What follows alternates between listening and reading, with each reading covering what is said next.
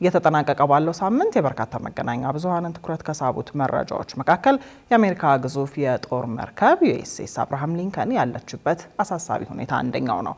ከኢራን ጦርነት ጋር በተያያዘ መርከቧ ላለፉት 9 ወራት በመካከለኛው ምስራቅ ቀጠና በግዳጅ ላይ ለመቆየት መገደዷን ተከትሎም በሀገርና ወገን ናፍቆት ናላቸው ዞረ የተባሉ አንዳንድ የመርከቧ ወታደሮችና ሰራተኞች ራሳቸውን ለማጥፋት መሞከራቸው እየተነገረ ነው።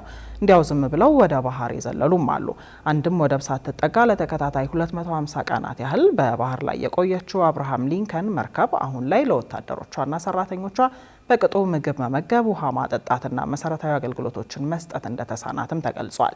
የመርከቧ ሰራተኞችና ወታደሮች ያሉበት የአእምሮ ሁኔታ ከዚህ በላይ ይባባሳል የሚል ስጋትን በማጫሩም አሜሪካ ጆርጅ ቡሽ የተሰኘችውን ሌላኛዋን ግዙፍ የጦር መርከብ ምትክ እንድትሆን ወደ ቀጠናው መላኳ ነው የተሰማው። የዓለም በሳምንቱ ጥንቅራችንም በዚሁ ጉዳይ ላይ ያጠነጥናል። ዘነበ ኃይሉን ያዘጋጀው። ወደ ዘገባው። አሜሪካን በወታደራዊ አቅሟ ኃያል ከሚያደርጓት ነገሮች መካከል አንዱ የገነባቻቸው የብረት ደሴት የሚያካክሉ የጦር መርከቦች በቀዳሚነት ይጠቀሳሉ። እነዚህ መርከቦች እያንዳንዳቸው እስከ 5000 ወታደሮችንና ሰራተኞችን የሚጭኑ ሲሆን በአማካይ እስከ 6 ወራት በባህር ላይ በመቆየትም ግዳጃቸውን ይፈጽማሉ።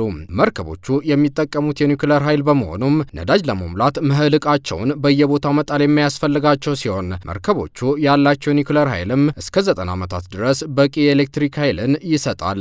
ታዲያ የኢራንን ጦርነት ተከትሎ አሜሪካ በመካከለኛው ምስራቅ ካሰማራቻቸው መሰል ግዙፍ የጦር መርከቦች መካከል ዩኤስኤስ አብርሃም ሊንከን አንዷ ናት።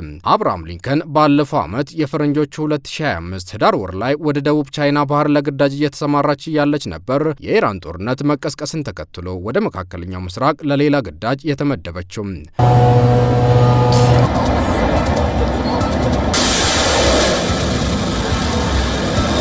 በኢራን ጦርነት ምክንያት ይህች የብረት ደሴት በተለምዶ በባህር ላይ መቆየት ከሚገባት በላይ ለ9 ወራት ለመቆየት መገደዷ ታዲያ ጭናቸው የምትጓዘው ወታደሮችና ሰራተኞች ለከፍተኛ ድካምና የቤተሰብ ናፍቆት ብሎም የአእምሮ ህመም ቀውስ እንዲጋለጡ ማድረጉ ነው የሚጠቀሰው።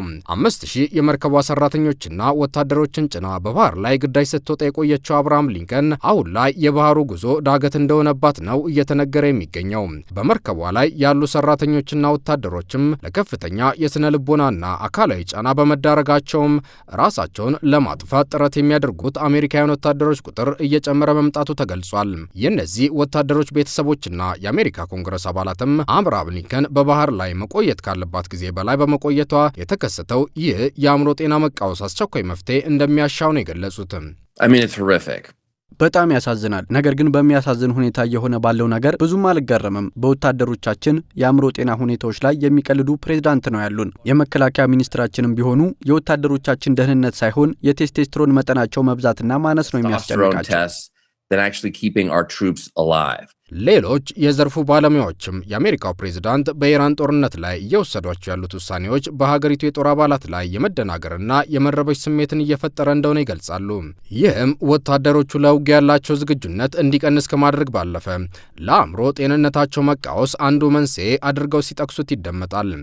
We still, almost 6 months into this thing, don't know when the mission will be accomplished. And you've got a president who, has changed a dozen times, saying often that we've won. Well, if we've won, bring everybody home. And if we haven't, tell the truth about why we're still there. And provide clarity to these families whose loved ones are in harm's way. And provide clarity to our men and women who are serving, who are giving their all to this country. And, it's not too much to ask to have a clear mission, to be treated, in decent conditions in the meantime, and just to have an administration that tells the truth. አሁን ላይ አብርሃም ሊንከን በባህር ላይ የቆየችበት ጊዜ 9 ወራት ከመሻገሩም በላይ ባለፉት 250 ተከታታይ ቀናት ውስጥ አንድም ጊዜ በባህር ዳርቻ መህልቋን ጥላ ሰራተኞቿ የብስን ለመርገጥ አልበቁም።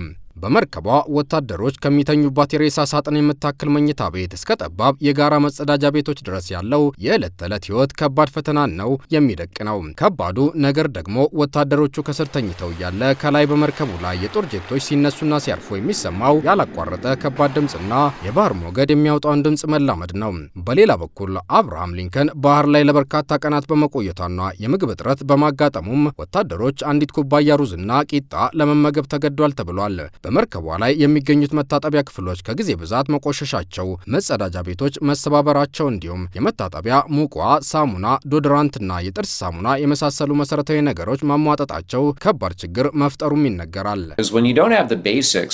መሰረታዊ ነገሮች ሳይሟሉለት ሲቀርና የወታደሮችን ፍላጎት ስታነሳ በቂና ትክክለኛውን የጦር መሳሪያ መያዝ ብቻውን ውጤት እንደማያመጣ ማወቅ ያስፈልጋል። የወታደሮቻችን ደህንነት ማረጋገጥ ወሳኝ ጉዳይ ነው። ወታደሮች ለማንኛውም ግዳጅ ዝግጁ እንዲሆኑ ከተፈለገ በቂ ምግብ ያስፈልጋቸዋል። አገልግሎት የሚሰጥ መጸዳጃ ቤት ያስፈልጋቸዋል። ይህ ደግሞ ሮኬት ሳይንስ አይደለም። የአሜሪካ ኮንግረስ አባላትና አብርሃም ሊንከን ላይ የሚገኙት አሜሪካውያን ቤተሰቦች ይህንን ስጋታቸውን እየገለጹ ቢገኙም የአሜሪካው የጦር ሚኒስትር ፔት ሄግዝ ግን የሚሉት ሌላ ነው።